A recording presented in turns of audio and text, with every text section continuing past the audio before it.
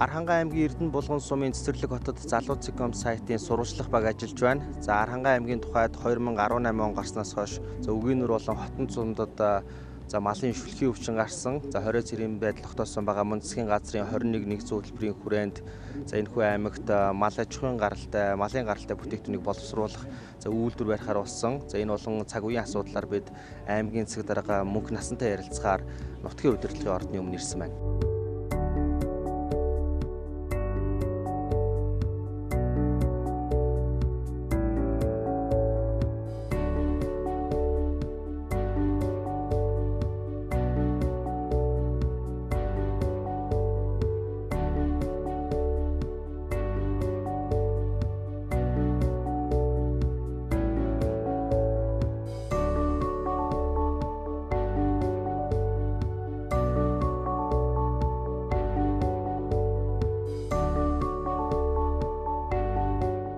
За залууцком сайтын нийт уншигч бол үзэгчдтэй энэ өдрийн мэнд хүргэе. За бид Архангай аймгийн засаг дарга мөнх насантай уулзсан байна. Энэ хавар ер нь олон аймагт шүлхий гарлаа. 12 аймгийн 30 гаруй сум гэсэн мэдээлэл. Архангай аймгийн тухайд 2 сумд шүлхий өвчин гарсан гэсэн. Ер нь одоо шүлхий өвчнөд тэмцэх ажил ямар явцтай явж байна? Өвчний тархалт ер нь хэр байгаа бол? За манай аймагт бол 1 сарын ихээр Булган аймгийн одоо Аршаан сумын шүлхий гарсан. Тэгээ 1 сарын 13-наас эхлээд бид нар бол одоо тэнд байнгын постыг Аршаан сумтай залгаа, Хашаат сум дээр Үгийнүр Үлзийтийн залгаа ингээд постууд байгаа. Нийтээ 3 пост гаргаад ингээд байнгын ажиллагаатай ингээд одоо болтол ингээд ажиллаж байна л та. Тэгээ сүүлийн одоо 3 сар гарснаас хойш манай нутагт бас ингээд шүлхий гарлаа. Хотон сумын Бургалтай баг дээр Үгийнүр сумын одоо Дойт баг гэсэн энэ залгаа нутгаар шалтгаан нь бол одоо цаанаас нэг шүн нэг юм портер орж ирсэн булган дугаартай. Тэгээд тэрүүгээр бол одоо зам асуугаад явж ирсэн гэдэг ингээ яригдж байгаа. Яг энэ маршрутаар ингээ энэ шүлхий гарчиж байгаа. Тэгээ өнөөдрийн байдлаар бол нийтдээ нэг 120 гаруй хүн ажиллаж байна. 30 гаруй одоо техник хэрэгсэл бас тэнд ажиллаж байна. Өндөржүүлсэн бэлэн байдал зарлаад ингээ ажиллаж байгаа. Сая бас одоо онцгой комиссийн шуурхай бүлэг ирээд бас ажиллаад өнөөдөр бид нар бас онцгой комиссийн бас хурал хийгээд байгаа нөхцөл байдлыг бас ярилцаад бас санал бодлоо бас онцгой комиссд бас тавиад ингээд ажиллаж байна. За өндөржүүлсэн бэлэн байдал зарласан учраас тэн дээр бас бол байнгын штабын удирдлагатай ингээд ажиллаж байгаа. 20 цэрийн дэглэмд огдоодсон байгаа учраас тэнд байгаа одоо шатхуун түгээх станц тэдний хөдөлгөөнийг зогсоосон байж байгаа. Дээрээс нь нөгөө нийтийн үйлчилгээний газруудын асуудлыг бол одоо 2 сумын төв дээр бол хязгаарлалт тавьчихсан ингээд ажиллаж байна. За гарсан цэг маань бол баг дээр хөдөө байж байгаа. Энэ туг газар биш. Тэн дээрээ бол нийтдээ бид нар нэг 20 мянган том вакцин ирснээс 16 мянган орчим том вакциныг бол одоо голомтынхан бүсд бол вакцинжуулалтаа хийцэн. Одоогийн байдлаар нийтдээ 329 толгой малыг бид одоо устгал хийгээд ингээд байж байна. За вакцинжуулалт хийгдэж дууснаас хойш бол ерөнхийдөө нэг өвчлөлийн бол хөдөлгөөн жаахан багасдсан байж байгаа. Гол нь одоо бид нар 20 цэрийн дэглэмээ бас сайн барих. Энэ л одоо бидний одоо дараагийн чухал алхам байна. За онцгой комиссийн зөв засгийн газрын зөвхт бол бид нар одоо вакцинжуулах асуудлыг тавьж байгаа. Гэвч одоо цаад нөгөө вакцины орж ирж байгаа нөөц маань бага байгаа учраас бид нар бол хөдөлгөөнийг сайн хорж иж л одоо энийг бас тогтоож авах энэ бүстэй барих ийм шаардлага байгаа. За дээр нь бид нар бүх сумдуудтай одоо захим хурал хийсэн. Энэ чиглэлээр одоо нэлээд үүрэг чиглэл өгчихсөн байж байгаа. Бүх сумдуудыг өндөржүүлсэн бэлэн байдалд одоо байжээ гэдэг ийм чиглэл өгсөн. Энэ яагаад тэгэхээр ганцхан одоо булган талаас орж ирж байгаа биш. Урд талаар одоо Өвөрхангай аймаг гэхэд чинь бас шүлхий гарчихсан ингээ байж байна. Тэгэхээр энэ Архангай аймгийн хаанаас ч бас одоо өвчл ороод ирэх ийм боломжууд байна. Гэхдээ ганцхан шүлхий ч биш. Өөр олон янзын өвчин ороод ирэх ийм зүйлүүд байгаа. Ийм учраас бол сумдуудыг бол бүгдийг бэлэн байдал зарлуулчихсан ингээ байж байгаа. За дээрэс нь энэ одоо хаврын уралдаан гэдэг олон морины уралдаан энэ болдог ийм зүйлүүд байгаа. Энэ жил манай аймагт гэхэд одоо Тариат дээр Эрдэнэ мандал дээр 2 бүс байсан. Энэ бүх арга хэмжээг зогсоосон. Дээрээс нь Үлзий сум дээр одоо Алтан зуу гэдэг бурхан байдаг. Тэрийг одоо шиний 15-нд гардаг. Тэгээд тэрэнд бол маш олон талаас ирж бас мөрөгдөг, хөдөлгөөн үүсдэг ийм зүйл байсан. Морь малус уралддаг барьдаг ингээд томоохон арга хэмжээ. Энийг хүртэл бид нар одоо энэ жил бүрэн зогсоосон. Ингэж хөдөлгөөнийг бол хорж байна. Бидний хувьд бол одоо өвчин гарсан биш бүр залгаа аймагт гарснаас ахвал одоо арга хэмжээ авч ажиллаж байгаа. Гэхдээ гол нь энэ хөдөлгөөнийг сайн хорохгүй бол одоо ийм үр дагавар гардаг юм а гэдгийг л харуулад байна л д. Тийм учраас бид нар энийг одоо сум болгоно ингээ ярьж байгаа. Дээрээс нь манай хайрхан сумтай залгаа бас сайханд гарчихсан байж байгаа. Ийм учраас бид нар энэ тал дээр бол нэлээд анхаарч ингэж ажиллаж байгаа. Тэгээд өнөөдрийн байдлаар бид нар одоо 2 сар гаруй ажиллаж байна. Онцгой одоо байдлын шийдвэр гаргаад онцгой комисс суралцаад ингээд шийдвэр гаргаад дээрэс нь онцгой нөхцөл байдал зарлаад ингээд одоогийн байдлаар бол 2 сар гаруй ингээд ажиллаж байгаа. Сая дээр нэг үүсэж байгаа нөхцөл байдал бол нэлээд хөрөнгө санхүүгийн байдал энэ нэлээд хүнд болж байна. За Харанхай аймаг үйлдвэртэй хувьд бол бас тийм таатай үйлдэлсэнгүй бас бид нар бол өнгөрсөн жил бол одоо зун намраас газрын гарц таарав байхын хэрээр нэг хадлаа өвсө бага авсан үйлдвэрийн бэлтгэл бас тийм байдалтай байсан. Тэгээд өвөл нөлөө хүнд болох бах гэдэг одоо аймаг орон нутгийн зүгээс ч гэсэн сум орон нутагч гэсэн малчид маань ч гэсэн бас нэлээд өвсдөж бас базаасаа өнгөрсөн 16 онд гэхэд бид нар 300 тонн өвс бэлтжсэн бол сая бид нар 17 онд гэхэд 500 гаруй тонн өвс бэлтлээ. Тэрийг ямар ч байсан малчидаа сумдаа хөрвүүлээ. Онцгой комисс 480 гаруй тонн өвс 330 тонн тэжээлийг бас малчид маань өвсийн үнгүүгээр тэжээлийн бол 50% хөнгөлөлтөө үнээр гэдэг ингээд өргөж байна. Дээрээс нь бид нар одоо нэг 10 мянган бодлоо өвсийн тендер зарлагдчихсан. Энэ 20 гэхэд ерөнхийдөө өвсний татаа болт уусах бах. Тэгээд нэг 10 мянган бодлоо өвс нэг 100 тонн тэжээлийг бас иргэд малчдаа ингээд хүрэх. Ялангуяа одоо нөгөө төлөө авж байгаа мал төлж байгаа ийм цаг үе байгаа. Ийм үед бас тэжээл нэлээд хэрэгтэй. Дээрээс нь бас эрдэс бодисын бид нар бас нийлүүлэлт хийж байна. Бас нэг нөгөө долооч гэдэг байгаа шүү дээ. Малчгүй эзэмшилгээний хүрээлэнтэй бас тохиролцоо тэндээс бас тодорхой хэмжээний долооцыг аваад ингээм малчдаа хүргээд энэ малын одоо бас хаваржилт төлөв ажилтанд одоо бас ийм арга хэмжээ аваад ингээд ажиллаж байна. За цаг жаахан хүнд ийм байгаа учраас бас малын хорогдол бас нэлээд байгаа. Одоогийн байдлаар манайх нэг 70 гаруй мянган мал хорогдчихсон. Ийм байдалтай байж байна. Энийгээ дагаад нөгөө сегзимийн асуудал бас дахиад биднэрт одоо энэ хавар нэлээд хүнд болохоор яригдчихэж байна. Тэгээд сумдудаа бид нар нэг оны өмнө 3 сая төгрөг өгсөн. Сая нэг 2 сая төгрөг. Нийтдээ 100 сая төгрөг өгч байна. Бас энэ үйлчлэлтийн бэлэн байдалтай дээрээс нь өвчлөлттэй бас тэмцэх чиглэлээр нь сумын бас өөрсдийнх нь бэлэн байдлыг хангах энэ чиглэл. Тэгээд дээрээс нь сегзимийн авах энэ асуудал нь гээд ингээд одоо ийм арга хэмжээнүүдийг бас аваад ажиллаж байгаа. Шүлхийн өвчтөд холбоотой бас нэмж асуумаар зүйл байна л да. Шүлхийн вакцин тарьсан мал өвчилж гинэ гэдгийг мэдээлэл яваад байгаа. Харанхай аймагт яг ийм зүйл гарсан зүйл байна уу? Одоогор бол яг хуу цахим орчинд гэдэг юм уу иргэд хооронд зарим мэдээлэл хэрэгслэр ч гэсэн энэ вакцин чинь чанаргүй ус гэдэг ойлголт их төрүүлж байна л да. Харанхай аймаг дээр ийм зүйл тохиолдсон байгаа бол. За би өөрөө энэ хөдөө аж ахуйн мэргэжлийн хүн байгаа. Бас энэ аймгийн хөдөө аж ахуйн салбартаа бас олон жил ажиллаа. Бас хөдөө аж ахуйн дарга нэлээд олон жил хийсэн. Бас хөдөө аж ахуйн яамдаа ажиллаж байсан гэдэг.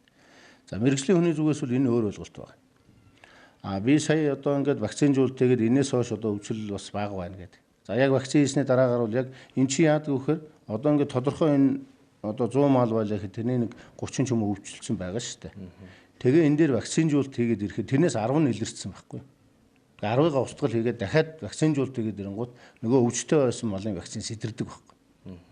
Тэр нь нэг 7 хүртэл хоногийн хугацаанд өвчтөй байсан малын өвчин бол сэтэрч гарнаа. Энийг бол хүмүүс одоо вакцин хийгээд мал өвчлөлөө гэдэг асуудал байна. Энэ тийм биш. Энэ ингээд сэтэрч гараад тэгээд тэр нь өвчтөй дахиад батлагдаж байгаа. Тэгээд ирэхээр биднийгээ дахиад бидний устгалд оруулаад за тэгээ яг одоо эрүүл байгаа өвчнгүй байгаа учраас яраагч өгөхгүй байгаа мал нь эрүүл байгаа гэсэн. Энийг маань малчид маань одоо вакцин гот өвчлөө гэж ингэж ойлгоод байгаа. Энэ бол ийм мэрэгжлийн хувьд өөр ойлголт. Өвчтөй мал бол тэгээ илрээгүй байгаа. Далд үедээ байгаа өвчтөй мал вакцин гот илэрч гарч ирнэ. Энэ нугасаа зүү тогтол доо. Дээрээс нь малчдын түрүү миний хэлсэн малчид бол сая ингээд өвчин гарсантай холбоотой одоо өвснөөс гарлаа, зээрээс гарлаа гэд олон зүйлүүдийг бас ярьж байна л да. Энийг бас дагуулад ингээд хүмүүс тийм байна гэд ингээд яриад. За манай аймгийн хувьд бол бид нар одоо намраас хойш л одоо баруун талаас таталт хийсэн. Сая нөгөө өвс бэлтгэж гисэн баруун талд бид нар бас дорнд аймагтайгаа ярьж байгаад бас талбай бэлдүүлээд тэндээсээ бид нар бас өвдөө татаж авсан. Зээрийн асуудал гэдэг их чи өнөөдөр одоо манай аймгийн төвөөс баруун тийшээ зээр гарчихсан байж маш ихээр орж ирсэн байж байгаа. Энэ энтер байсан бол аль намраас энэ өвч өөр гарах ийм нөхцөл байдлууд бол байсан. Тэгэхээр энэ бол биш юм аа. Тэгээд дээрэс нь бол энэ чиглэлээр бол тодорхой хэмжээнд тагнуул цагдаагийн байгууллага бас ажилтдаг. Тэгээ манай дээр бол одоо тэр хөтөлбөрийн бий болсноос цаанаас одоо машин орж ирснээр энэ асуудал бол үүссэн юм байж байгаа. За Харанхай аймаг бол хөдөө аж ахуйн салбараас гадна аялал жуулчлалын салбарт анхаардаг. Энэгээр бол бас аймгийнхаа төсвийг бүрдүүлнэ гэсэн зорилтыг дэвшүүлсэн байдаг шүү дээ. Аялал жуулчлалын үйлрэл ерөнхийдөө эхлэх тийшээ хандж байна. Энэ жил юу н ямар ажлууд хийгдэх бол ер нь жуулчдыг татах чиглэлд одоо ямар ажлыг зохион байгуулахаар төлөвлөж байна. За манай аймгийн одоо хөгжлийн хөдөө аж ахуйн дараа орж байгаа одоо том гарц бол аялал жуулчлал байгаамаа. Тэгээ манай аялал жуулчлал бол бас их олон төрлийн аялал жуулчлал байх боломжтой. Энэ хэлбэрээрээ бид нар эндээсээ бас нэлээд орлого бүрдүүлээд иргэд маань бас ажлын байртай болоод ингээд энд одоо бизнесийн орлого төвлөрөөд явах ийм боломжууд бас байгаа. Нэг нь болоод ирэхээр одоо энэ байгалийн аялал жуулчлал байж байна тий. Одоо ингээд явж байгаа аялал жуулчлал. Нөгөөх нь болоод ирэхээр бидний энэ одоо мал малж байгаа. Бэлчээрийн мал аж ахуй гэдэг маань одоо дэлхийд бол Монгол л ганцхан баг үлдчихэж байгаа шүү дээ. Байгаа. Тэгээд энэ мал аж ахуй бол өөрөө бас аялал жуулчлал. Эний ч одоо малаа яаж малдгийг, өглөө яаж хураадгийг, сүү цагаагаа яаж хэрэглэдгийг, тэрийгээ яаж унж идэл сургадгийг, тий? Тэрийгээ унж идэл сургадаг хэрэглэгдэхүүн нь юу вэ гэдэг энэ чинь юм байна. За 3 дахь том аялал жуулчлал бол манай Аранхай аймаг Хануу хүний, Орхны хөндөй, Тамирын гол гэдэг энэ том хөндийнүүд бол өнөөдөр хүмүүнгийн үеэс ахуулаад энэ Монголын одоо байсан том гүрнүүдийн яг төв суурин байсан газар байна. Энд. Тэгээд ерөөсөө түүхийн гол сүлжээ бол энд байж байгаа. Одоо хүнүүгээс хойш хамаг Монгол гэдээ байж байна тий. Энэ бүх суурин бол энд байсан. Тэгэхээр энэ Монголын одоо том гүрнүүдийн төрт улсуудын одоо гол суур болсон ийм газар байгаа. Энэгээрээ энэ бол өөрөө том түүхийн аялал жуулчлал. Одоо Түргийн хаант улсын нийслэлийн энд байж байна. Хүнүүгийн гол төвч юм энд байж байна. Тийм ээ. Хар хоромч одоо энд байж байна. Одоо яг хар хоромч уг нь манай аймгийн нутаг юм шүү дээ. Аймаг салах үед хар хорныг өөр хангаад өгсөн байхгүй. Тэгээ энэ чиглэлээр ард нь хар болгос гэдэг ингээ манай хотонтой нутагт ингээ байж. Тэгээ Орхны хөндөй чи энэ чигээрээ одоо энэ үеийн түүхийн Монгол улсын түүхийн том одоо төвлөрлийн бүсүүд одоо энд байгаа юм. Энэгээрээ бид нар ийм том аялал жуулчлал хөгжих ийм боломжтой. Тэгээ өнгөрсөн жил бид нар бол аялал жуулчлалын мэдээллийн төв гэж байгуулсан юм аа. Энэ маань юу гэхээр аялал жуулчлал өмнө явж ирсэн түүх нь бол ерөнхийдөө нэг мэрэгчлэлтэй ингээд хариуцдаг аялал жуулчлалын газар. Тэгээ яг нөгөө компаниуд нь бол өөрийнхөөрөө л ерөнхий нэг аялал жуулчлал явж байгаа жишгээр ингэж ажиллаж ирсэн байх. Тэгэхээр энийг бид нар одоо хөгжлийн гол гарц болохын тулд бид нар нэгдсэн нэг бодлоготой авчих хэрэгтэй юм байна. Тэгээ аялал жуулчлалын мэдээллийн төв бий болгоо. Тэр төв нь бол нэгдүгээр бодлоготой байх, хоёрдугаар Аранхай аймгийн аялал жуулчлал гэж юу юм бэ? Ямар бүтээгдэхүүн байгаа юм бид нар бусдад үзүүлэх те? Ямар зүйлүүд байгаа? Хэдэн хоногоор ирж болох, одоо хичнээн хугацаагаар байж болох, ямар боломжоор бид нэр ирж болохыг, юу үзэж болохыг энийг бий болгох ийм одоо энэ юу гэхээр одоо өнөөдөр дэлхийн нийтэд бол энэ сошиал орчин захим ертөнцид хүнд ч хурж болдог ийм том боломж байна. Тэгэхээр Аранхай аймгийн одоо аялал жуулчлалын мэдээллийн ийм том сан бий болох ёстой. Энэ чиглэлээрээ бид нар гадна олон дотны аялал жуулчлалыг одоо тодорхой бодлого төлөвлөлтөөр тэгээ энэ байгаа одоо аялал жуулчлалын компаниудын үйл ажиллагааг нэгтгсэн ийм цогц хэлбэрээр ингээд Аранхай аялал жуулчлал бий болох юм аа. Ингэж зорж байгуулсан. Тэгээ одоо энэ 3 сарын 20-нд бид нэр аялал жуулчлалын том форумыг зохион байгуулах гэж. За маргааш бол аялал жуулчлалын байгаль орчны чиглэлийн нээлттэй хаалганы өдөр болно 16-нд. За 20-нд бид нэр үл ийм томоохон хэмжээний форумыг зохион байгуулнаа. Ингээханд бол одоо энэ аялал жуулчлал эрхэлж байгаа тэр экобаз, экогэр эрхтгээс ахуулаад аялал жуулчлалын компаниуд, сумын удирдлагууд энэ бүгдийг бид нар авч эндээ бас томоохон хэмжээний энэ жилийнхэн зорилго зорилт. Ер нь цаашдаа аялал жуулчлалыг бид нар яаж авч явах юм? Юун дээр нь анхаарах ёстой. Бид нар өнөөдөр тулгарч байгаа бэрхшээл юу байна те? Өшөө аялал жуулчлал дээр олон ажлын байруудыг бий болгоод явах боломж олцоо юу байна. Өнгөрсөн жил бид нар аялал жуулчлалын компаниудаа бас хүлээж авч уулзсан. Тэгээд тэднэрт ярьж байгаа нь бол биднэрт үйлчилгээний ажилт хэрэгтэй. Тогооч хэрэгтэй байна. Тэрийг бид нар бүгдийг нь Улаанбаатараас авч байгаа. Тэгээд үйлчилгээний ажилт ингээд Улаанбаатараас очоод авахтал завхан ховдын оюутны хүүхдүүд байдаг шүү дээ гэдэг ингэж байгаа. Тэгэхээр энэ чиглэлийг энэ жил бид нар энэ дотооддоо одоо оюутнуудаа ажилтаа болохоос ахуулаад энд байгаа залуучуудаа ажиллах. Одоо бид нар өнөөдөр мэргэжил сургалт үйлдвэрлэлийн төв дээр боловсрол эзэмшсэн тогоочийн чиглэлээр хичнээн хүн боловсрол эзэмшсэн байна. Энэний судалгаа гаргуулж манай дээр бас нэг энэ нөгөө тогооч нарын нэг том холбоо байна шүү дээ. Мэргэжлийн тогооч нарын. Тэр холбооны бас нэг 2 хүн ирсэн байгаа. Тэгээ тэр улсуудыг бусааж авчраад тэр залуучуудаа бас дахин сургаад тэгээ энэ жил энэ компаниудтайгаа гэрээ хийгээд танаа дээр энэ хүмүүсийг одоо ажлын байраар төр ажлын байраар хангаад ажилланаа. Гэхдээ энэ жил бол одоо гол тоогооч байхгүй туслагч байж болно. Ингээд ажилуулад дахиад бид нар сургалтандаа амруулаад чанарын сайжруулад тэгээ яг мэргэжлийн тоогооч нарыг зөвхөн Аранхай одоо ингээд бүх аялал жуулчлалын компаниудад өгөх ийм боломжуудыг үрдүүлэхээс хаваад энэ нь юу гэхээр энд байгаа иргэдийнхээ ажлын байраар хангах энэ чиглэлд нь бас хамтарч ажиллах. Аль болох Аранхай аймаг одоо ажлын байраар энэ боломжуудаа биднэрт өөрт байгаа энэ боломжоор одоо тэр хүмүүсийн ажлын байрыг хангах. Тэрэндээ цаашдаа тэднийхэн бас байнгын ажилчин болоод ингээ явах ийм боломжууд одоо бүрдэх. Энэ бол нэг жишээ л дээ. Энэ чиглэлээр тэгээ дээр нь аялал жуулчлалын чиглэлээр бид нар бас олон хиймээр зүйлүүд бас байгаа. Хамтарч хиймээр төр бас зарим зүйлийг шийдэж өгмөр ийм зүйлүүд байгаа. Энийг энэ форум дээр бид нар яриад ингээд нэгдсэн нэг зэгцэрсэн ийм ойлголттой болно. Тэгээ аялал жуулчлалынхаа мэдээллийн төвийн үйл ажиллагааг бас тэд нартайгаа хамтраа жигдрүүлээд Мэдээллийнхэн санг яаж бий болгох юм те, мэдээлэлээ яаж оруулах юм. Энэ дээр нь одоо компаниуд нь ямар байх юм, аймаг нь яаж туслах юм. Тэгээ бидний одоо ойрын 5 жилийн, ойрын 10 жилийн зорилт одоо юу болох гэж байна. Энэ зүйлүүдээ ярих. Тэгээ өнөөдөр явж байгаа аялал жуулчлалын энэ бас нэг амралтын нэг хэд хоногийн айхтар юм юунууд байна шүү дээ. Одоо нэг наадмын амралтаар энэ ч юм бол одоо нэг аялал жуулчлалын учраас битүү болох гэдэг тийм. Тэр нь бид нэр хэрхэн бэлдэх юм. Нөгөө хог савнаас ахуулаад одоо хогийг яах юм. Тэгээд нөгөө буух барихаас нь ахуулаад хэрхэн бэлдэх юм. Ер нь аялж байгаа хүмүүст ямар ойлголттой байх юм гэдэг. Энийг бол нөгөө манай дээр бол одоо аялал байгаль орчны чиглэлээр хэд хэдэн газрууд байна. Байгаль орчны газар байж энэ дээрээс нь тусгай хамгаалалттай газрууд байна. Тэнд голцоо аялал жуулчлалын нөгөө бүсүүд маань байж байгаа. За дээрээс нь усны сав газар гэдэг энэ усны асуудлууд аршаа усны. Манайх чинь бас аялал жуулчлалаас гадна аршаа ус ихтэй халуун болоод хүүтэн олон аршаантай. Тэгээд тэр бүгдийн маань бас нөгөө үеэр чинь төвлөрдөг. Тэгээд тэдний ч одоо нөгөө эрүүл ахуй асуудал гэдэг олон зүйлүүд хөндөгдөж байгаа. Энийг бид нэр энэ зөвлөгөөн форум дээр бол нэгдсэн нэг ойлголттой болгож авах. Тэгээ бидний одоо дэмжих боломжтой зүйл юу байна гэдээ бас байгаль орчныхаа яамнаас бас оролцооч гэж саналаа тавьсан байгаа. Тэгээ энэ жил бол энэ аялал жуулчлалын чиглэлээр бас нэг томоохон ойлголцолтой. Тэгээ энэ жил хийх ажлаа бол бас нэлээд томоохон төлөвлөж байгаа. Энэ үгээрээ бид нэр бас ингээд ажлаа зөв эхлээд ингээд үр дүнд хүрээд бол дараагийн ойлголцол маань бас илүү иргэддээ хүрсэн юм байх байхаа гэсэн ийм зорилготойгоор энэ 20-д одоо ингээд форум зохион байгуулсан. Өвлийн аялал жуулчлалыг хөгжүүлэхэд яаж анхаарч байгаа. Сая Хөвсгөл аймаг бас мөсний хоёр гээд мэдээдгүй амжилттай маш олон жуулч хүлээж авлаа шүү дээ. Архан аймаг бас цас мөсний хоёр гээд хийдэг. Уламжлалт тогтсон байдаг те. Ер нь цаашд яаж хөгжих бол одоо ямар давуу тал байна.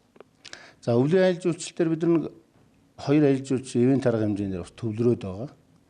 Энэ маань бол энэ Тамирын жавар гэдэг. Тэгээд араас нь Бомон зулын баяр гэдэг шинийн 25 завхцааж эсвэл шинийн 3 завхцаад хийж байгаа. Ийм баяр байгаа. Энэ маань бол анх бол биднийг нөгөө ажил аваад ингээд бол нөгөө байгууллагууд ингээд салхинд гардаг шүү дээ. Өвөл.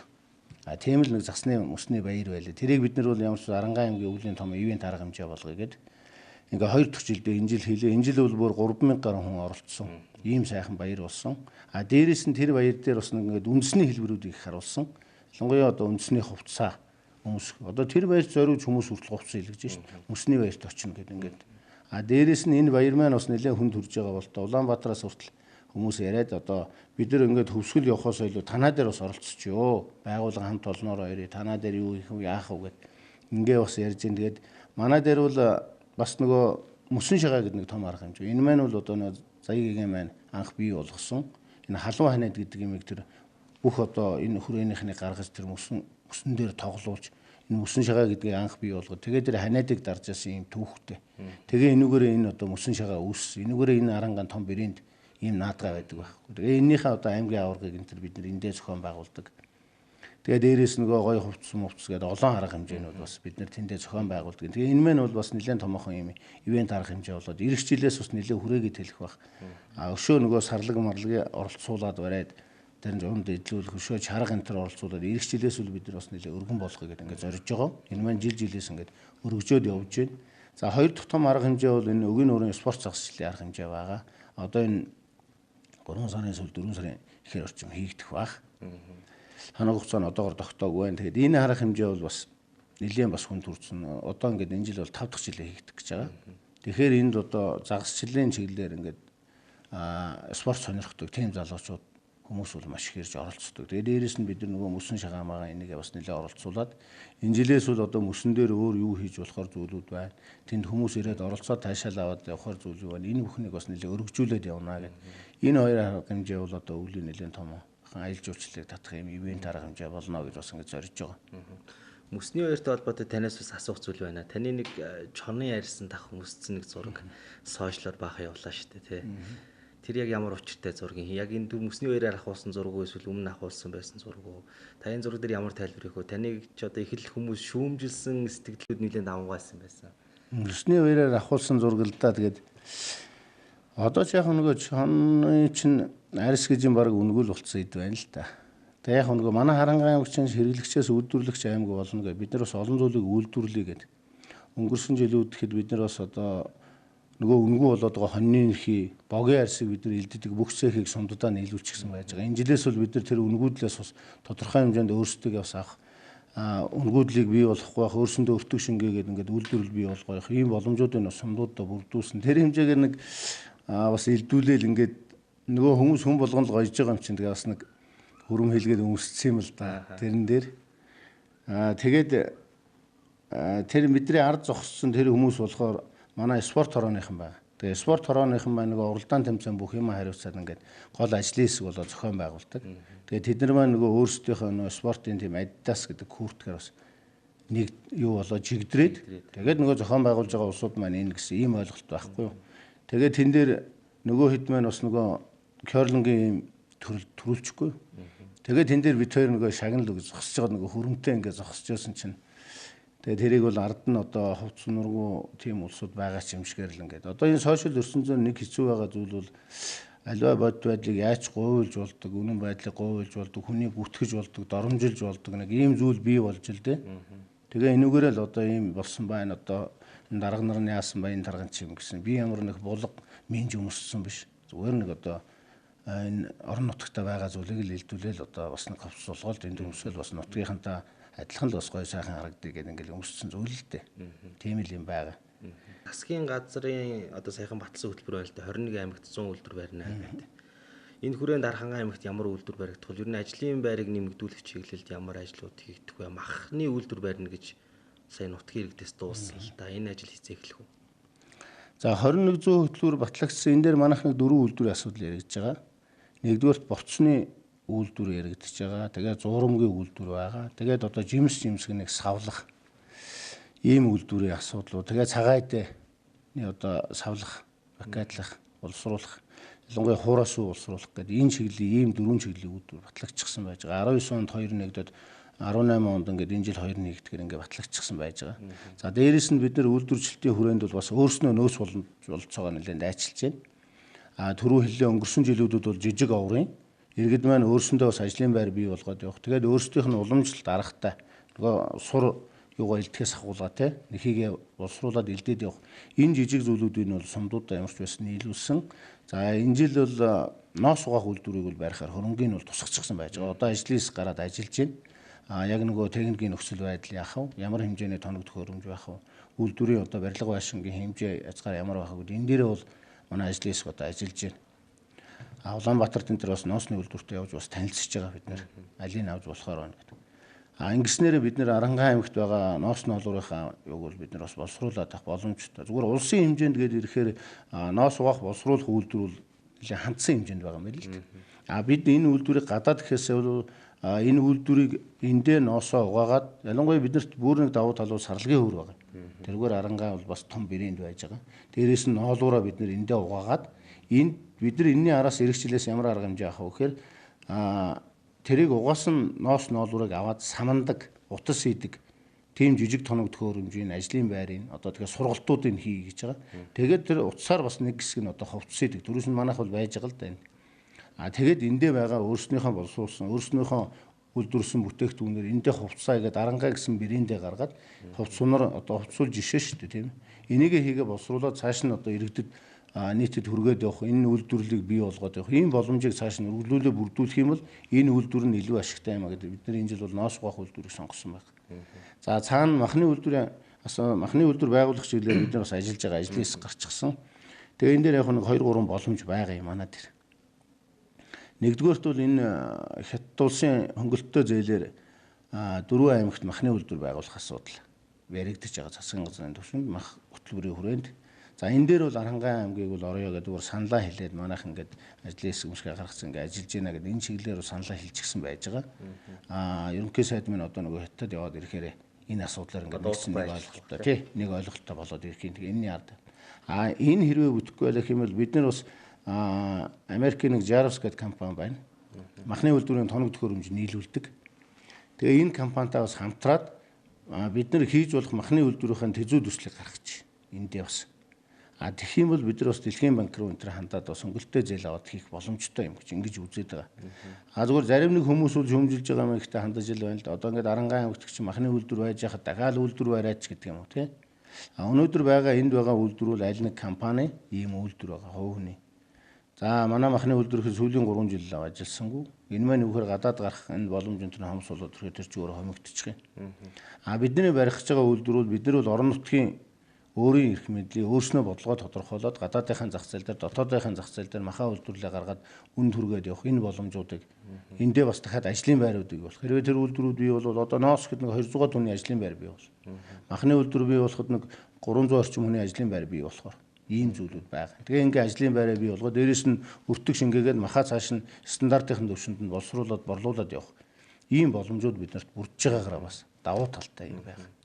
Ер нь орон нутагт ажилгүйдэл гэдэг зүйл бас нэлээд хүндрэлтэй асуудал байдаг шүү дээ. Аранхай аймгийн хувьд яг ажилгүйдлийн түвшин ямар хэмжээнд байгаа бол нэлээд тааруу статистик судалгаатай мэдээлэл бол яваад байсан. Гэхдээ яг танаас бас аль бие усаар тодруулъя гэж бодож байна.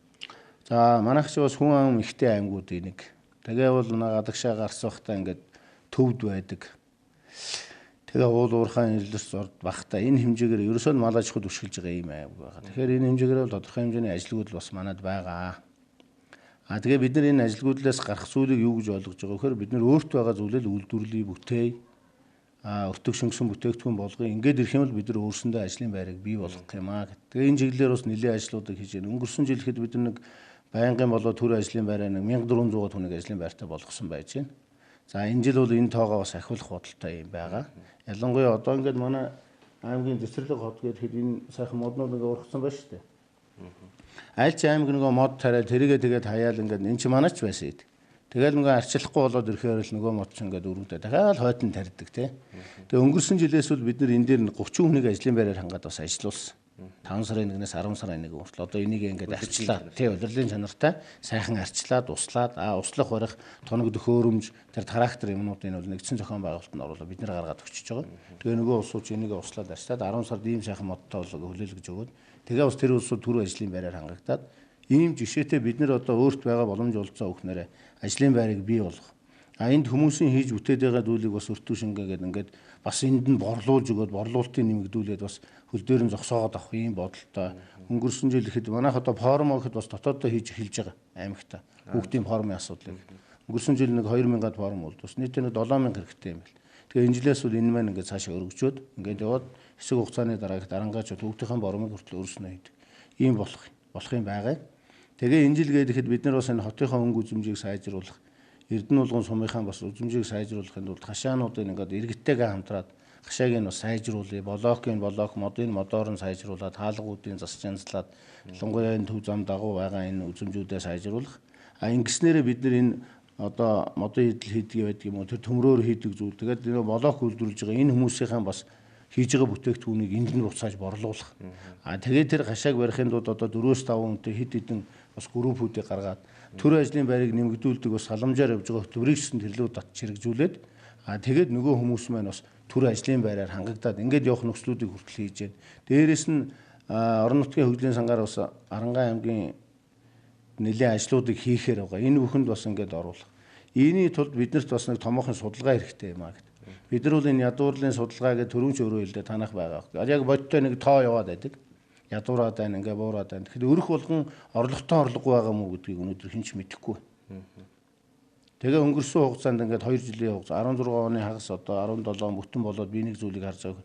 Бид нар үнэхээр одоо өрх болгонд төр туслах гэж байгаа. Өрх болгоны ямархан хэмжээнд байгааг бид нар одоо мэддэг байх хэрэгтэй юм аа. Тэгээ энэ жил нэг том хөтөлбөр хэрэгжүүлэхээр бас нэг том сан бий болохоор түрүүчийн айдын улсуудаа бид нар бас гэрээгээ хийгээ явж байна. Ингэснээр одоо ингээд энэ сумд тэдэн өрх байж байна. Тэрний хідэн ядуурт чадахын нэмэгдүүлээд өгч. Өшөө дээрээс нь хөдөлмөр халамжаар явж байгаа зээлүүдийг бол хүмүүст ингээд өгөөд эргээд харахаар үр дүнгүй байдаг юм. Бага хэмжээтэй 3 сая хүртэл өгөөд ингээд. Тэгэхэд нөгөө яг юм хийж байгаа чадвартай улсуудад багч гисэн дэмжлэг өгөөдөх юм бол нөгөө мужаа хийдэг байдаг юм уу? Тэр хүмүүс чинь бол босоод ирдэг юм.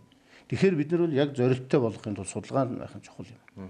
Тэгээ энэ судалгааг бол 4 сарын сүүлэхэд хийгээд тэгээд энэ дээрээ түшиглээд хүмүүсийн чадварыг сайжруулах, өшөө чадамжийг сайжруулад тэрэнд нь сургалт хийхийн сургалтыг дахиад түрүүний миний тоочийг дахиад сургая гэдэг шиг дахиад сургалт хийгээд тэрэнд нь бас шалгагдсан зээлийн өгдөг юм уу? Эсвэл ажлын байран дээр нь энэ явж байгаа бүтээн байгуулалттай хамруулад ингээд өгөх юм бол бид нар жинхэнэ бодитоор энэ ажилгүйдлийг бууруулж чадсан, өрх болгондоо ядахад орлоготой болгож чадсан. Тэгээ нөгөө ядуурл гэдэг юмнасаа бас жаахан ч гэсэн холдоод авах ийм боломжийг бид нар бол энэ онд бүрдүүлэе гэж бас зорж байгаа. Энэ маань бас нэлээд том зорилт байгаа. Тэгэхээр тантай ярилцлага хийх гээд ирж байхдаа тантай холбоотой мэдээллүүдийг харлаа л та. Тэгсэн чинь 13 сургууль цэцэрлэгийн эрхлэгч захирлыг сольсон, ойн санг татан буулгаад бас мөн тооны хүмүүсийг ажилтг болгосон гэд Би сая танаас бас ажлын байрыг нэмэгдүүлэх чиглэлд ямар ажил хийж байна вэ гэдэг нь бас энэхүү асуулттай холбоотой эсрэг зүйл хийгээд байгаа юм шүү гэсэн мэдээлэлүүд яваад байгаа учраас ингэж асуусан. Та эдгээр асуудалд одоо ямар тайлбар хийх вэ? Үнэхээр ийм олон үнийг ажлын байрыг болгоод халж сольсон зүйл байгаа юм. За тэр ОНГ-ийн асуудал гээд манайх бас нөгөө ОНГ гээд 3 сум дээр төвлөрсөн бүсчилсэн ийм ОНГ-тэй байгаа юм. Тэгээд намайг ажил авах үед нэг 13 хүнтэй ийм ОНГ байсан. Тэгээд бид нар бол энийг бас чадахын сайжруулах чиглэлээр бүтцийн өөрчлөлт хийсэн.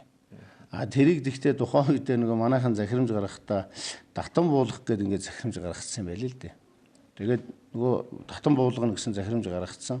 Тэгээд ингээд бүтцийн өөрчлөлт хийлээ гэдгээ татан буулгаад өөрчлөлт хийж байна гэдэг ингээд ойлгуулчихсан. Тэгээ энүүгээр намайг бас ингээд одоо татан буулгасан үгүй хийсэн гэдэг ингээд мушгаад байгаа юм л да. Бид бол энэ татан буулгасан зүйл угаасаа байхгүй. Бид нар бүтцийн өөрчлөлт тэгээд бүтцийн сайжруулсан. Өнөөдөр 13 биш 16 хүн ажиллаж байгаа. Өнгөрсөн жилүүдэд 2 мэрэгжлийн инженер байсан бол өнөөдөр 5 мэрэгжлийн инженер ажиллаж байгаа. Бид нар бас чадахын сайжруулад мэрэгжлийнхэн төвшөнд бас энийг сайжруулъя гэдэг чиглэлээр ингээд бүтцийн өөрчлөлт хийсэн юм аа. Бид нар цаашдаа энийг өшөө өргөжүүлэх, тэлэх, хүрээгийг нэмэгдүүлэх. Ялангуяа Арангаан аймаг чинь бас ойн тодорхой нөөцтэй, ойн сантай аймаг шүү дээ. Тэгэхээр энэ чиглэл дээр бол бид нар нэлээд анхаарч ажиллахгүй бол болохгүй байна. Тэгэхээр энэ чиглэлээр бол бүр хоригш өшөө цааш нь хүний нэмэгдүүлнэ гэж байгаа. За хоёрдугаарт бол байгаль орчны чиглэлээр ажиллаж байгаа байцаагч байгаль хамгаалагч нарын тоогч гэсэн бид нар бас багч гэсэн нэмж байгаа. Дээрээс нь тэдний ажиллах нөхцөлийг сайжруулах чиглэлээр бас мотоцикл унааны дэмжлэгийг бид нар бас үзүүлж байна. Одоо хэд энэ 20-нд болох байгаль орчны семинарын юун дээр бид нар бас 5 мотоцикл аваад ирсэн байгаа. Энийг бас 5 байгаль хамгаалагчд бас өгөөдгий бас унааг нь сайжруулъя гэдэг. За энэс гадна бас энийг нэг бидний цааш нь сайжруулах бас нэг бодлого бол бид нар ерөөсөө энэ байгаль орчин хамгаалсан нөхөрлүүдийг өшөө сайжруулах гэж. Өшөө олшруулъя, нэмэгдүүлъя. За өнгөрсөн жилийн хугацаанд манай чинь нэг том юм бол энэ самартай холбоотой асуудал. Тэгээ анх одоо 16 онд ажил авах чинь би 7 сар дөнгөж ажиллаа бол 8 сар гээл самрын асуудал эхлээл ингээл бөөм проблем үүсээд ингээд явж байсан л. Өнгөрсөн 17 онд бол бид нар самрын асуудлыг намар эрт ажлын хэсэг гаргаад уулзаа сум болгон дээр төлөвлөлт хийгээд энэ одоо гарцуудаар одоо самар гарсан байна. Энэ дээр одоо иргэдтэйгээ хамтраад бид нар яаж юм. Тэрнээс энэ байгаа хэдэн байгаль хамгаалагч чинь хаан ч үргэхгүй байхгүй. Тэгэхээр энийг бид нар иргэдтэйгээ хамгаалж чиг иргэдээ тэр байгалийнх нь дагалдах байлгийг ус зохистой ашиглуулах, самрыг ашиглуулах, иргэдээ давхар иргэдтэйгээ хамгаалаад ингээ явах. Тэгэх юм бол нөгөө одоо төмөр янз бүрийн зүйлээсээ бас сэргийлээд байх. Энэ иргэдтэйгээ хамтрах чиглэлээр нэлээд зорж байгаа. Тэгээд энэ байгаль орчны нөхөрлүүдийг бий болгох чиглэлээр ингээд өнгөрсөн жилийн самар дээр харахад бол бид нэр зохион байгуулалттай байгаад хамтраад хийвэл биднэрт бас болдгийм байна. Иргэдээ зөв ойлголтыг өгөөд анханаас нь сайхан бэлдээд тэгээд тэгээ энэ жил бол бас иргэдийн нөхөрлөлийг дэмжих энэ чиглэлээр бас сургалтууд хийх нөхөрлийн үйл ажиллагааг бас бага багаар ингээд дэмжиж явах чиглэлээр бас нэлээд зүйлүүд орж байгаа. Тэгэхээр бид нар энэ байгаль хамгаалах гэдэг ажил бол ерөөсөө энэ төрийн ажлаас гадна иргэдийгээ татан оролцоод өшөө тэндээс иргэд маань бас ашиг хүртдэг ийм болох. Ийм чиглэл рүү н одоо ашиг хүртэнэхээр айгүй нөгөө модоо огтлуулна гэдэг ингээд ярьж ийн гэдэг намайг унших байх л та. Би энэ сэлэнг дээрээс бас нэг зүйлийг харсан. Одоо жишээ нь манай дээр энэ тул загас, янз бүрийн загас маш их хорогдсон байна Арангаан аймагт. Энэ яг тэгэхээр Арангаан аймаг энэ рүү анхаараагүй гэдэг юм уу? Ийм зүйл байгаад байгаа юм л. Тэгэхээр сэлэнг мэлэнг бол гол голоор нь ингээд анхаарчихсан. Тэгээд тэн дээр нөгөө малчт нь тэнд байгаа иргэдтэйгээ хамтраад хамгаалдаг. Тэгээд тэр иргэд нь тэрийг хамгаалдаг. Тэгээд бас өшөө урамшуул бол тэр иргэддээ тэрийг өгдөг. Төр тэрийг одоо татвар болгоод авдгаас гадна тодорхой хувьд ингээд өөрсөнд нь өгдөг. Тэгээ иргэдийнх нь бас тодорхой орлогын өгсөн тий урамшууллын орлогын өгсөртэй болгоо явдаг. Энэ чиглэлээр нь би бас иргэдтэй хамтрая гэж боддог. Ингээд хийх юм бол бид нар энэ байглаа бол нутаг орноороо бүгдээрээ харж хамгаалаад хайрлаад явах ийм боломж бол биднэрт байна гэдэг. Дээрээс нь энэ өнгөрсөн 12 сарын хурлаар бид нийтдээ нэг 20 гаруй газрыг бас нутаг орны тусгай хамгаалтад авж байгаа. Тэгээ энэ орон нутгийн тусгай хамгаалалтаа газарт авах энийгээ дахиад иргэдтэйгээ хамгаалаад тэрийгээ бас үзүүлж харуулад аялал жуулчлалд оруулаад хөгжүүлээд явах энэ чиглэлээр иргэдтэйгээ хамтраад ажиллавал биднэрт бас боломж байна гэж бас ингэж үзээд байгаа. Тэгэхээр энэ байгаль орчны чиглэлд бол бид нар бол төрийн зүгээс хамгаалж байгаа хүмүүсийн ажиллах орчин нөхцөл тоног хэрэгслийг сайжруулах. За дээрээс нь иргэдтэйгээ хамтарч хамгаалж иргэдийгээ нөхөрл болох. Энэ чиглэлд бол энэ 4 жилд бол нэлээд зүйлийг бас чиглүүлж ажиллана. Энэ дээр бас үр дүн гарна гэж бас ингэж бодож байгаа. Тэр нэг сургууль цэцэрлэгийн багш нарыг харж одоо сургууль цэцэрлэгийн багш нар гэдэг надад одоо халаа солилцсон зүйл чиг. Тэгээ нэг ийм байгаа юм.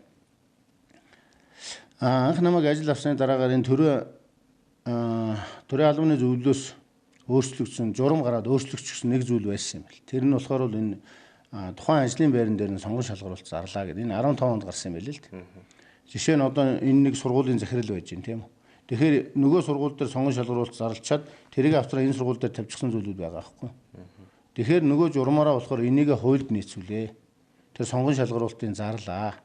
Тэгээд энэ хүмүүсээ энд одоо сонгон шалгаруулалтаар зарлаад гарсан хүмүүсийг ажилуул. Нэгдүгээр шаардлага, хоёрдугаарт болохоор энэ сонгон шалгаруулалтыг зарлаж энийг бусдад нээлттэй болгочих. Тэгээд тэр чадвартай сонгон шалгаруулалтаар орох гэсэн. Ийм шаардлага хуулийн хүрээнд тавьж байгаа. Тэгээд энэ шаардлагыг бол биелүүлэх шаардлагатай байна. Тэгээ энэ бол тэр нэг хоёр сургууль дээр шинжин цэцэрлэг сургууль олон газар зарлагдсан.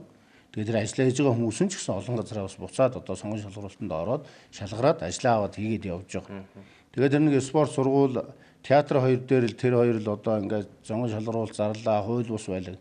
Энэ журмынхаа хувьд бол тийм байгаа юм. Энэ нөөрөө. Тэгээд тэр хүмүүсийн би өнөөдөр тэр хүмүүсийн ажлын байран дээр байх байхгүй тухай асуудал яриаггүй. Бага зүйлийг бид нар хуульд нийцүүлэх. Тэр хүмүүс нь тэндээ шалгараад ажиллаа явж тэднэрээ. Бүгд нээлттэй асуудал байгаа байхгүй. Тэгээ энийг л улс төржүүлээл одоо ингээд тэгж шалгаруулалтад тэмцэл юм бол ажиллаа эргүүлүүлэх их боломжтой нээлттэй. Өмнө хийгээд одоо зөндөө явж байгаа хүмүүс бас байж энэ цэцэрлэг сургууль энэ төр. Тэгээд ингээ хийгээ явах боломж олцсон нь өөрсөнд нь байгаа юм аа. За тэр ундрах компани захирал гэдэг нэг нөхөр одоо халагчсан намайг ингээ өмцөлгүй халдчихсан гэдэг. Энийг халах нөхцөл нь өнөөдөр аудитын газраас ажлаас нь хал гэдэг үнэлт ирсэн над дээр. Авилгалтай тэмцэх газраас энэ хүнийг ажлаас нь хал гэсэн өөр ийм шийдвэр өгсөн. Тэгээд тэр шийдвэрийн дагуу халагдсан. Энэ өөрөө ийм алдаа дутагдал одоо санхүүгийн зөрчил гаргаад тэрүүгээрээ халагдсан ийм хүн байна. Тэгээд тэрэн дээр шүүхээрээ явж байгаа. Тэр ундрах компани захирал нь юу гэдэг вэ? Ундраг гэдэг компани захирал хийж байгаа улсын төрийн өмчит компани. Тэрний захирал хийжсэн тэгээд халагдчихсан. Тэрийгээ тэгээд би зүг зүгээр байхад халдсан одоо мөнхнөсөн гэдэг юм бол хуулиас тавсан байна л гэл юм яриад байлээ л. Тэр шаардлага нь тавигдаад өөрөө тийм алдаа дутагдал гарсан гэдгийг тэр шалгадаг өстой байгууллагууд нь шалгаад гаргачихсан. Энэ надаас өмнө гарчихсан юм байл. Тэгээд тэр дагууга энэ хүнийг халах арга хэмжээ аваа гэх тэр дагуу нь би ажлаас нь халаад солиод өөр хүмүүс ажил. Оронд нь нөгөө сонгон шалгаруулалт юм аа гэдэг өөр улсууд ороод ингээд ажиллаад явж байгаа. Сүүлийн үед Монгол улсын мал сүргийн тоо их болсныг дагаад малын үлийн татвар гэдэг зүйл их яригдж байна л да. Та бас Аранхай аймгийн засаг даргын үед яг энэ малын үлийн татвар дээр ямар бодолтой, ямар байр суурьт явдаг бол малчтаас татвар авах нь зөв буруу гэдээ талцал их байна. Та бас энэ хүмүүстэй дунд нь орж ажиллаж байгаа хүний үед ямар бодолтой байдаг вэ? За малчтайгаа энэ талаар ярьж идэгий. Одоо бол гэхдээ нэг талдаа малчд бол татвар өгөхөд нэх үгүй гэхэрэг болцсон байна. Татвар аваагүй те болохгүй зүйл биш. Тэгээ би энэ малын хөлийн татвар гэдгийг юу гэж ойлгодог вэхээр татвар гэхээсээ илүү энэ ялангуяа манай энэ мал аж ахуй шинэ бэлчээрээ мал аж ахуй учраас байгалаас их эрсдэлтэй бас их хамааралтай байдаг ийм мал аж ахуй байхгүй. Тэгэхээр одоо тодорхой энэ суманд байгаа малчтаас татварыг авах юм бол аваад тэр татварыг буцаагаад тэнд байгаа үйлдвэрлэлтийн нь бэлтгэл ажилд байдаг юм худаг усыг гаргаж өг нөөц бэлчээрээ ашиглах энэ зүйлд нь буцаагаад зарцуулахад болохгүй зүйл. Татвар бол тэгж хэмжээнд татвар байхад бол болж байна. Тэрнээс биш татвар аваад төсвийн нэг сорхоод очиод нөгөө сум орон нутаг одоо нөгөө л бах байдгаараа байгаад байвал тэр татварын хэрэгцээ бас бага болчих юм. Тэгэхээр тэр татвараар нь буцаагаад малчид нь тэр зүйлийг хийж өгөөд тэгээд тэр нөгөө байглаас эрсдэлгүй байх, өвсдөжлийн нөөцөө бүрдүүлэх, үйлдвэр усаагаа сайжруулах, эрүүл мэндийн үйлчилгээнд хамрагдах энэ бүх юмд нь одоо тэрнээс нь ингээд тодорхой ингээд өөрсөнд нь зарцуулаад өгчдөг. Тэрийг өөрсдөр нь хилцүүлээд өнөөдөр ийм зүйлүүд байна. Энд ингээд зарцуулаад өгчдөг байхад бол надад болохгүй зүйлгүй гэж боддог. Малчид маань бол бас нэг татвар өгөхөд бас нэг үгүй гэхээр болцсон байна. Тэгэхээр нэг 100 малтай өрхөөс дээш ч гэдэг юм уу. Хязгаарлалтайгаа тэгээд тэрүүгээр нь малын хөлийн татварыг аваад тэрэнд нь буцаагаад өөрсөнд нь сум тэрийгэ зарцуулдаг эрх мэдлийн нэг сумын иргэдийн урал гэдэг нэг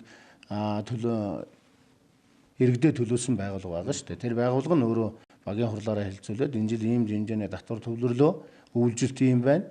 Ийм болох гэж байна. Өнөөдөр ингээд 100 намар одоо газрын гарц ийм байна. Хадлан байж болж байна уу, байхгүй байна уу? Энийг яриад дотор нүүдэл ийм болж байна. Энэ мөнгөөрөө хэдүүлээ ийм зүйлийг хийя гэдэг ингээд өөрсөндөө зарцуулдаг байхад бол болохгүй зүйлгүй гэж бодож байна. Аймаг үрт 1000 айлын орон сууц барина гэж хөтөлбөр яваад байгаа шүү дээ. Аранхай аймагт энэ хөтөлбөр хэрэгжиж байна. Сая цэцэрлэг хотод ирэхэд бол шинээр баригдсан барилга бас нэлээд харагдлаа. Энэ хавар одоо шинээр баригдах орон сууцны асуудал дээр яаж дэмжлэг үзүүл ажиллах бол одоо газраас эхлүүлээд л асуудал байх шиг. Ягаад гэвэл Аранхай аймгийн цэцэрлэг гэдэг ингээд харахад хүрээлсэн улс дунд л ингээд байна шүү дээ. Тэгээ газрын асуудал бас билээ хомс юм шиг харагдлаа. Гэтэ би сайн мэдэхгүй байна. Та энэ тал дээр нэг мэдээлэл өгч. За яг газрын асуудал манайх ч нэг ийм алган дотор юм шиг ингээд байдаг учраас газар нэлээ хомигдмал ийм газар л да. Гэхдээ бид нар бол ерөнхийдөө энэ зүүн тал руугаа бас нэлээд тэлж байгаа. Хуучин манай онгоцны буудлын энд байсан. Энэ дээр одоо шинэ хороол бий болоод анх одоо 11 12 онд энэ асуудлыг шийдээд ингээд төлөвлөлтийг явуулсан. Одоо тэр дагуугаа ингээд бүтээн байгуулалтууд хийгдээд ингээд явж байгаа. За төрийн орон сууцны корпорацид бол манайх нэг 120 айлын орон сууц одоо барих юм төлөвлөгөөтэй байгаа. Тэгээ хөрөнгө санхүүгийн асуудал одоогоор бүрэн шийдэгдээгүй ингээд байж. Бид нар саналаа явуулчихсан ингээд байж байгаа. За манай барилгын компаниуд энэ орон сууц барьдаг компаниуд маань бол иргэд аж ахуйн нэгжүүд маань бол тодорхой бас бүтээн байгуулалтуудыг хийж байна. Бас орон сууц нь бол жилд бас нэлээд тоогоор бас орж байгаа. Ирэх жил ч гэсэн энэ 18 онд бас нэлээд хэмжээгээр бас орох бах. Одоо ингээд төлөвлөсөн байхад 3-4 байр бас байж гин ингээд явах бах. За манайх энэ Хятадын Улаанхад аймагтай бас шепийн холбоотой. Тэгсэн сая Улаанхад аймгийн манайхаар бол энэ худалдаа ажилтны танк юм байна л да. Бизнесийн бүлэглэлийн одоо захирал хүн ирлээ. Манай дээр визэн уун гээд. Тэгээд тэр хүн ирээд ингээд уулзаад явлаа. Тэгээд энэ Улаанбаатар хотын одоо орон сууцуулах энэ дээр бас Улаанхад аймаг тэр бизнесийн бүлэглэл бас нэлээд өргөөрөөд оролцож байгаа юм байна. Бүтээн байгуулалтанд нь. Тэгээ бид нэр энд оролцож байгаа учраас бас Шеп аймгийнхаа хувьд танахыг бас энд оролцоод ингээд явах боломж байна уу? Бид нарт бас ингээд бид нар бол ийм боломж байна гэдэг ингээд ирээд бас уулзаад явсан. Энийгээ бид нар бас эргээд энэ иргэдийн хурлынхаа тэргүүлэгчид энэ хүмүүстэй бас иргэдийн хурлынхаа бас ярих гэж байгаа. Тэд нар бол нэг 15 жилийн хугацаатай нэг 6.5 орчим хүүтэй юм уу та. Тэгээ урьдчилгааны төлбөргүйгээр ингээд байрыг олох юм түрээсийн гэрээгээр эхэлж ороод тэгээ 15 жилийн дараа төлсөн мөнгөөр нь ингээд одоо тэр байрыг өөрт нөх. Ийм бас боломжууд байгаа юм байна. Тэгээ энэ жилийг бид нар бас судлаа. Тэгээ зүүн талын аймагуд сумдууд дээр болоод ирэхээр мөнгөд гişүн бол энэ тал дээр бас энэ хүмүүстэй бас хамтарч байгаа юм байна. Тэгэхээр бас нэг саналаа тавьсан юм байлээ. Тэгэхээр эдгээр бас нэг 10 айлын орон сууцын мөнгө бариад өгчих ийм боломжууд бас байгаа юм байна гэдэг. Тэгээ энэ чиглэл дээр бид нар бас энэ хүмүүстэйг бас уулзъя гэж байгаа. За дээрээс нь манай аймагт одоо дахин төлөвлөлтийн хэд хэдэн газрууд байгаа. Дахин төлөвлөлт хийгдэхээр бас нэлээд олон жил болоод ингээд нөгөө хугацаа даасан хүрхээ байцсан ийм газрууд бас байна. Тэгээ энэ чиглэл дээр энэ жил нэг дахин төлөвлөлтөн дээр ямар ч байсан бид нар дахин төлөвлөлтийн зураг төсөл юм хийгээд бас тодорхой хөрөнгө тавьчихсан байж байгаа. Тэрүүгээрээ бид нар бас нэг байршлыг сонгоод 5-6 байршлага тэрний нэг байршлыг сонгоод бид нар бас дахин төлөвлөлт энэ жил хийн. Ийм ажлууд хийж байна.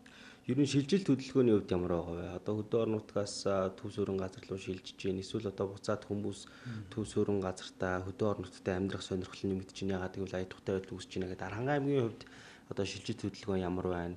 Хүн амын тавалта их байгаа өндөр одоо олон хүн амтай аймагуудын нэгэ гэж түрүүлсэн. За хүн амын тооны хувьд бол манайх бас нэлээд өсөлттэй байгаа даа. 16 онд авахад 93500 байсан. Өнөөдөр бол 94923, бараг 95000 хүн болж байна. Тэр хэмжээгээр ерөнхийдөө ийш шилжилт хөдөлгөөн бол хуучны нэг хөдөлгөөнийг бодвол нэлээд багасчихсан юм байна гэж ингэж ойлгож байгаа. Тэрнээс бол тодорхой хөдөлгөөн бол байж байгаа. Ирэх явах. Энэ одоо амьдралын олон янзын шалтгаанаас хамаарат тийшээ шилжиж байгаа, ирж байгаа энэ зүйлүүд бол байгаа. Тэгээ нэг алс тийм хөдөлгөөн багваа нь ерөнхийдөө хүн амын тоо бол жилээс жилд бас өсөж байна. Ирэх жил бол ерөнхийдөө 95000 гараа явчих. Ийм зүйлүүд байна. Тэгээ манай аймаг бол нэг төвдөө нэг 27000 орчим хүн байгаа. Аймгийнхаа төв суурь яг амьдарч байгаа бүртгэлтэй. За тэгээд үлдсэн нэг одоо 70-60 хэдэн мянган хүн нь бол одоо сумдуудтай 19 сумдаа ингээд жигэд дарахсан байдаг манай аймгийн онцлог нь бол бас тий. Тантай холбоотой бас нэг мэдээллийг асууя гэж байгаа түрүү мартчихсан байна л да. Таныг сохтуу явж байгаад осол хийсэн, ланд 200 одоо улсын мөнгөөр, татвар төлөгчдийн мөнгөөр авч унсан гэдэг юм мэдээлэл байсан. За өнгөрсөн жил бол намайг авахд албанд нэг ланд 200 байсан. Тэгээ нөгөөх нь моторын зохиос үлдээ хороопны нэвдрээд ингээ явхад 4-5 сар би ч унаагүй байжгаад. Тэгээ иргэдийн хурал энэ самрын бас орлого нэлээд даваад бид нар бас нэлээ одоо энэ арангаадаа үйлдвэрлэв энэ төр гэдэг үйлдвэрүүд барьж байгаа. Энэний энэ давсан хөнгөнөөс танд одоо унаа шийдэж байгаа хурал унаа шийдэж өсөлдөө. Тэгээ одоо тэр өдөр бол амралтын өдөр байсан. Хагасаа өдөр байсан. Тэгээ манай жолооч бас нэг хүн цуг явсан юм байлээ тэр. Өөрийнх нь хураа ахмах юм уу. Тэгээ тэр хүн цуг явж байгаа тэр нөхөр нь барьж яваад ингээд ийм осол хийсэн. Ийм асуудал гарсан. Энэ бол сахилгын хариуцлагын асуудал л да. Тэгээ би тэр нэг амралтын өдөр байсан учраас би бүр 11 болж явахад тэрийг мэдсэн. Тэр өглөө эрт болсон юм байлээ. Ер нь болсон шалтгаан нь бол гудамд явж байгаад урд нь явсан тээврийн хэсгэл урдуур нь дарж ороод тэгэл өрөлчихсөн ийм зүйл гарсан юм байлээ л дээ. Тэгэл одоо энийг намайг согтуу явсан энэ төр. Яг түрүүн ч гэсэн хэлсэн нэг зүйлийг хэлэхэд одоо хүнийг муу муухай харагдуулах Тэрний төлөө бол энэ сошиал орчин гэдэг бол одоо янз бүрээр л хэлдэг юм байна л да. Байхгүй зүйл нь байдаг юм байна. Болоогүй зүйлийг болгосон болгодог юм байна. Тэгээ энэ хэмжээгээр бол ерөнхийдөө намайг нэлээд гүтгэж байгаа.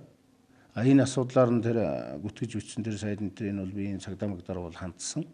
За тэгээд сүүлд нь тэр нэг аль чим дээр харагдвда одоо мэдээл зэдээл хийхгүй байгаа учраас энэ хүн бол зөвшөөрч जैन ч гэдэг юм уу бараг тийм хүртэл бичсэн байлээ.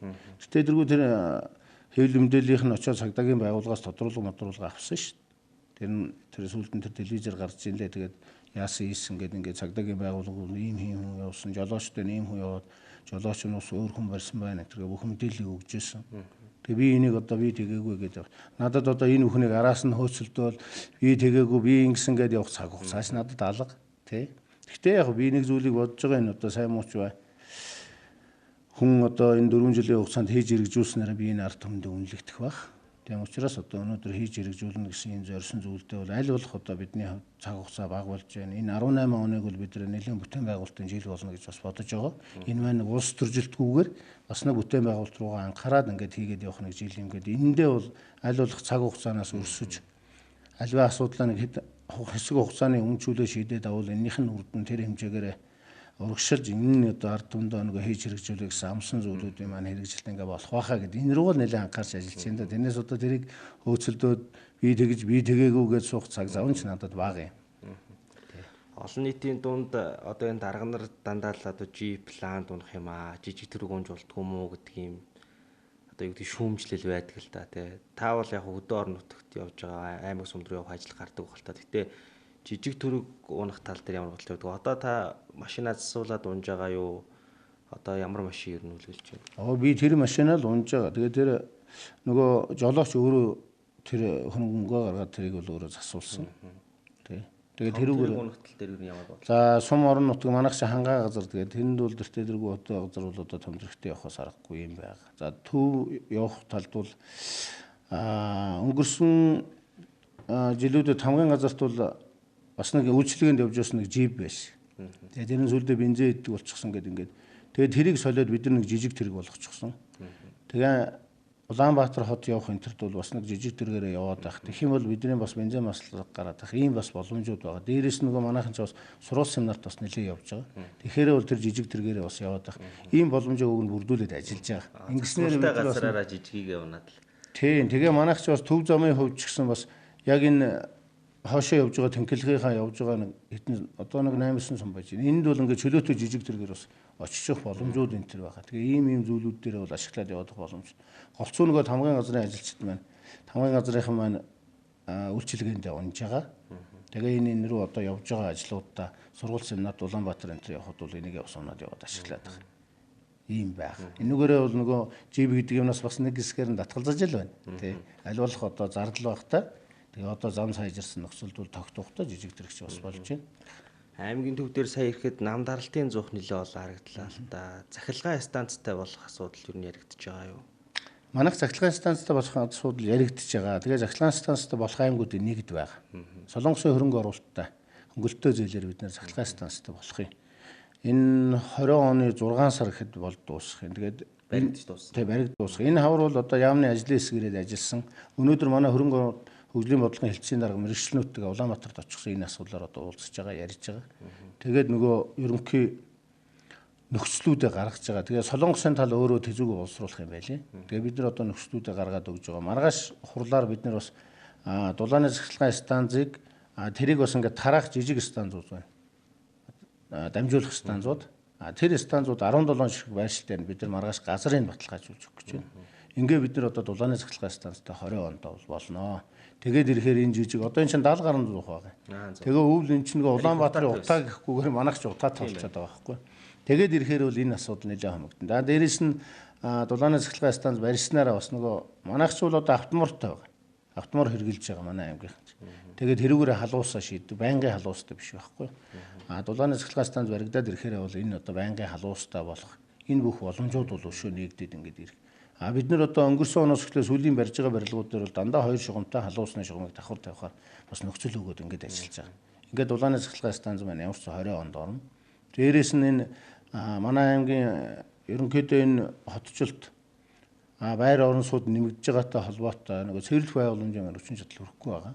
Тэгээ Азийн хөгжлийн банкны хөнгөлөлтөө зээлээр бид нар бас цэвэрлэх байгууламжтай болж байгаа. Одоо тендер нь зарлагчсан явж байгаа. Удахгүй бас юм шалгарах бах. Тэгээ энэ 19 онд бол бид нар шинэ цэвэрлэх байгууламжтай болж байгаа. Ингээд эзэл. Дулааны цэцлэгийн станцын хүчин чадал тодорхойлсноо төсөв мөнгөний хаанаас шийдэж байгаа юм бол Солонгосын компани бол барих юм. Тийм Солонгосын компани барин зүгээр одоогоор бол тойм ярьж байна. 6 сар дуусах үед бол эхний тэзүү гарч байна. Тэгээд ирэхээр бол яг тэшнээ хэмжээнд 40 сая долларт бол гарах юм байна гэдэг. Одоо 30 хэдэн тэрбум мөнгө л байгаа. Тэгээ яг тэшнээ сая долларт бол гарчих юм байна гэдэг. Энд гараад ирэх. Одоо бол зүгээр тойм байгаа.